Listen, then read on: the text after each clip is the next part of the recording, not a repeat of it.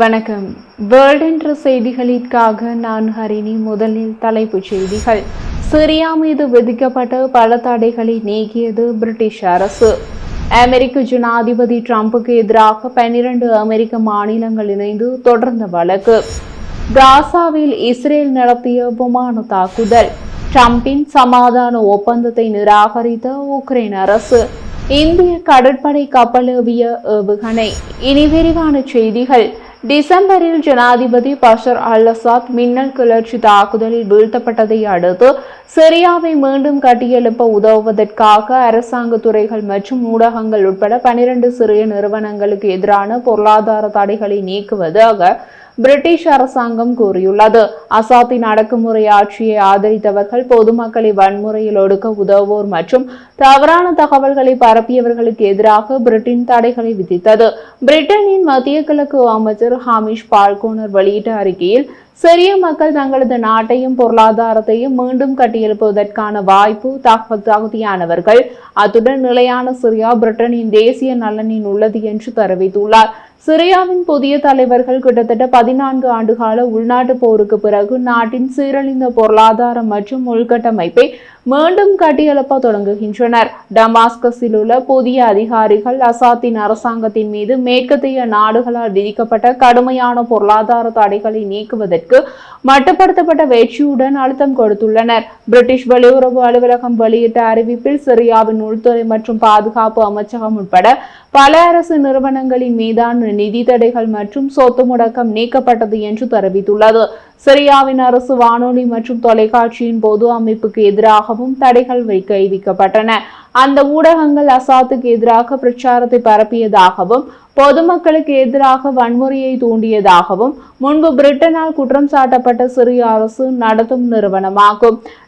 தவறான தகவல்களை பரப்பியதற்காக அல்வதன் செய்தித்தாள், சாம்பிரஸ் டிவி மற்றும் சாமா டிவி ஆகியவற்றிற்கு எதிரான தடைகளையும் நீக்கியதாக பிரிட்டிஷ் வெளியுறவு அலுவலகம் தெரிவித்துள்ளது. அல்-அசாத் மற்றும் கூட்டாளிகளுக்கு எதிராக விதிக்கப்பட்ட தடைகள் நடைமுறையில் உள்ளன. மார்ச் மாதத்தில் 24 சிறிய வணிகங்கள், பெரும்பாலும் வங்கிகள் மற்றும் எண்ணெய் நிறுவனங்களுக்கு எதிரான தடைகள் பிரிட்டன் கைவிட்டது. அல்-அசாத்தை வெளியேற்றிய தாக்குதலுக்கு தலைமை தாங்கிய இஸ்லாமிய முன்னாள் கிளர்ச்சியாளரான ஜனாதிபதி ஹம்தன் அல்-ஷாரா தலைமையிலான புதிய சிரிய அரசாங்கத்தை ட்ரம்ப் நிர்வாகம் இன்னும் முறையாக அங்கீகரிக்கவில்லை.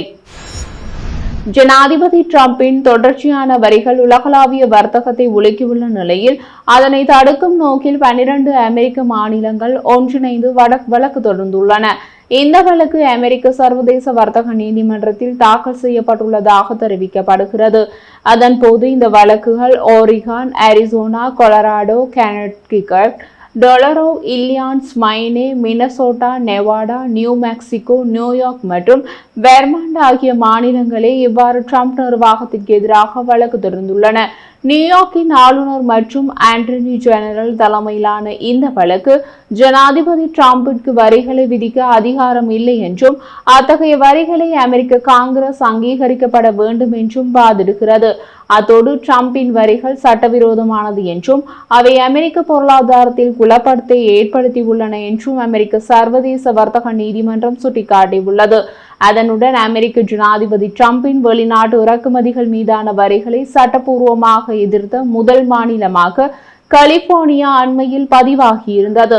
கடந்த 2ஆம் திகதி உலகெங்கிலும் உள்ள நாடுகள் மீது பரஸ்பர வரிகளை அறிவித்து ட்ரம்ப் உலக பொருளாதாரத்தையே உலுக்கியிருந்தார். சில நாட்களுக்கு பிறகு சந்தை எதிர்பார்ப்புகளுக்கு மத்தியில் அவர் வரிகளில் 90 நாள் இடைநிறுத்தத்தை அறிவித்து சீனாவை தவிர பெரும்பாலான நாடுகளுக்கு வரி வீதத்தை 10ஆக குறைத்தார்.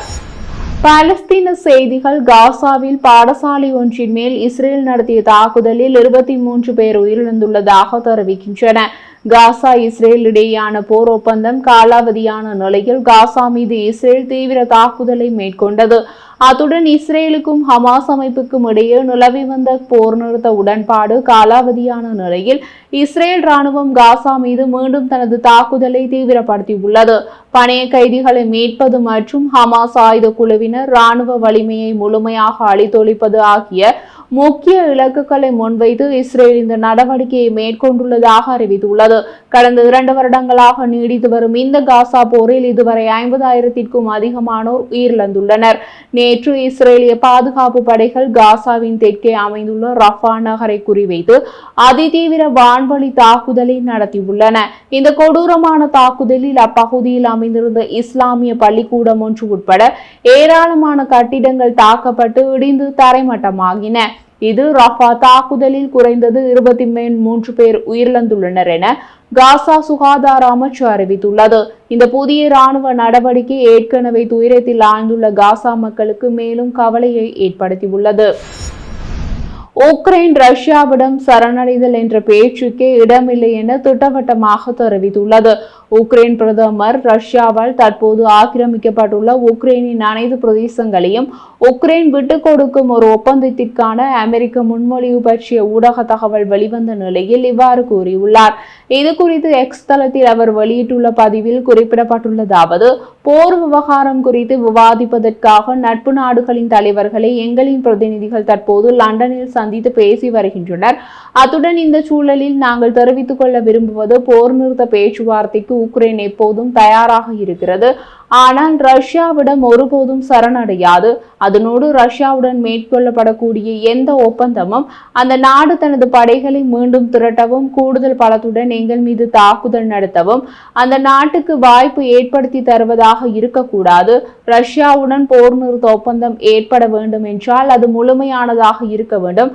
அதனோடு தரை, வான், கடல் என்று எந்த வழியான தாக்குதலுக்கும் அது முற்றுப்புள்ளி வைக்க வேண்டும். இதுதான் போரை நிரந்தரமாக முடிவுக்கு கொண்டு வருவதற்கான முதல் படி. ஆனால் குறிப்பிட்ட அளவிலான போர் நிறுத்தத்தை மட்டுமே ரஷ்யா விரும்பினால் உக்ரைனும் அதற்கு எதிர்வினையாற்றும். அதனுடன் அமைதி என்ற பெயரில் தற்காலிகமாக மோதல் நிறுத்தி வைக்கப்படுவதை உக்ரைன் மக்கள் ஒருபோதும் ஏற்க மாட்டார்கள். கிரிமியாவை ரஷ்யாவின் ஒரு பகுதியாக நாங்கள் எப்போதும் அங்கீகரிக்க மாட்டோம். நேட்டோவில் உக்ரைனை சேர்ப்பதில்லை என்று முடிவெடுத்தால் குறைந்தபட்சம் பாதுகாப்பு உத்தரவாதத்தையாவது அந்த அமைப்புக்கு உக்ரைனுக்கு அளிக்க வேண்டும். அத்தகைய உத்தரவாதம் எதிர்காலத்தில் உக்ரைன் மீது யாரும் படையெடுப்பதை தடுத்து நிறுத்தும் அளவுக்கு உறுதியானதாகவும் தெளிவானதாகவும் இருக்க வேண்டும் என்று அவர் தெரிவித்துள்ளார். தீவிரவாதிகள் காஷ்மீரில் உள்ள பல்ஹலாம் சுற்றுலா தலத்தில் நடத்திய கொடூர தாக்குதலில் 26 பேர் உயிரிழந்த சம்பவம் இந்தியா மட்டுமின்றி சர்வதேச அளவில் பெரிய அதிர்வலைகளை ஏற்படுத்தியுள்ளது. இந்த பதற்றமான சூழலுக்கு மத்தியில் இந்திய எல்லை பாதுகாப்பு படை வீரர் ஒருவரை எல்லை தாண்டி வந்ததாக கூறி பாகிஸ்தான் ராணுவம் கைது செய்துள்ளது.